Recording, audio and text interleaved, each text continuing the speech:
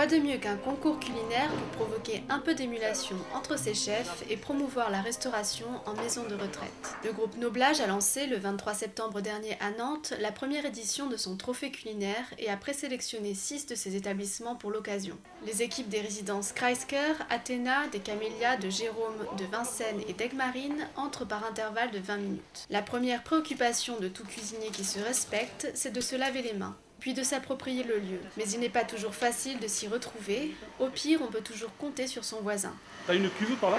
Certains sont même venus équipés de leur propre vaisselle. Pour ceux qui n'ont pas encore la chance de mettre la main à la pâte, mieux vaut attendre son tour en blaguant. Pendant que sa coéquipière fait de l'espionnage industriel en cuisine, le cuisinier brouille les pistes. Je viens tout seul. C'est où ? Je l'ai vendu. Non, en fin de compte, pour tout vous dire, comme il est arrivé en avion, il a poussé dans la parachute. C'est pour ça qu'on est arrivé en retard. Non, je l'ai vendu. Vous l'avez vendu ? Ouais. J'en ai tiré un bon prix. La cuisine n'est pas seulement l'histoire du chef, c'est aussi celle de l'établissement. Je suis directrice d'établissement, maison de retraite. Aussi, les directrices ont-elles été déclarées volontaires pour endosser le rôle de commis de cuisine. Certaines n'ont pas été gâtées. C'est très dur. Le chef m'a donné le travail le plus pénible. Voilà, je ne vais pas employer le terme. Je réalise des écailles de pommes de terre qui vont recouvrir le poisson.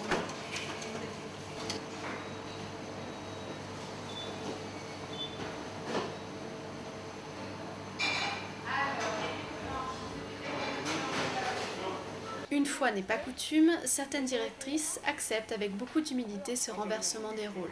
Être à la disposition du chef et respecter tout ce qu'il me dit surtout. J'ai pas fait l'armée, hein. Aux gestes précis des chefs s'opposent ceux plus maladroits des commis de fortune, mais les chefs veillent au grain et corrigent patiemment leur directrice. Oui, comme ça on les fera un peu. Quand on demande au cuisinier s'il est important de gagner, il répond Ah non, participer. mais sa directrice n'est pas du même avis. Je suis venue pour gagner, mais si mes collègues gagnent, je serai contente aussi. La directrice de l'équipe 2 a des motifs plus militants. Et nous avons fait un brownies au chocolat avec 3 goûts différents dedans, de manière à faire ressortir les 3 communautés francophones, néerlandophones et germanophones que nous avons en Belgique et qui ont pour l'instant cause souci. Et donc voilà, donc on a voulu axer notre base sur notre belgitude. Ah tiens, comment on se retrouve? Attends, je t'ai pas vu toi. Oh. Nous, on est devant 6 jours. Alors, émulation, compétition ou entraide. La recette d'un concours culinaire réussi, c'est un mélange de tous ces ingrédients. Chacun y va de son coup d'œil furtif pour vérifier la progression des autres concurrents. Le cuisinier de l'équipe 1 sélectionne les plus beaux brins. Bah, il vaut mieux, il faut être rapide. L'équipe belge n'a apparemment pas été aussi rapide, car le basilic fait triste mine. Les plats commencent à mijoter dans tous les coins et la cuisine fleure bon les épices et les aromates. Il commence à y avoir des odeurs. Pas de concours non plus sans ingrédients manquants. Petit défaut de marché apparemment, il a l'air de nous manquer quelques ingrédients, mais nous allons trouver la solution. C'est que l'ingrédient principal. Hein. C'est l'ingrédient principal, tout va bien. C'est ce qui fait toute la déco. Aucun souci. La tension monte en cuisine, surtout chez les directrices. Où est-ce qu'il est? Où est-il? Moi je me sens seule là, subitement.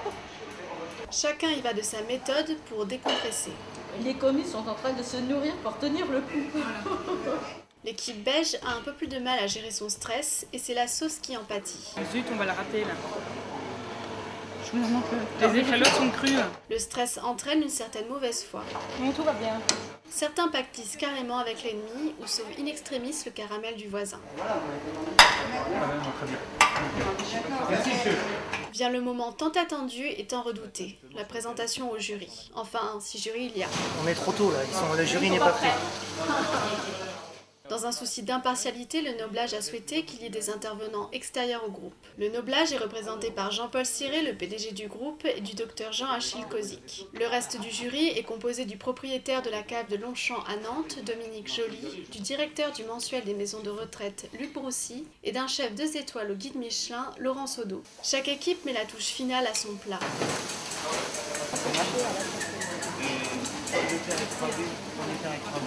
L'équipe 3 est en retard et est enjointe à présenter ses plats au plus vite. Là, vous avez eu le temps?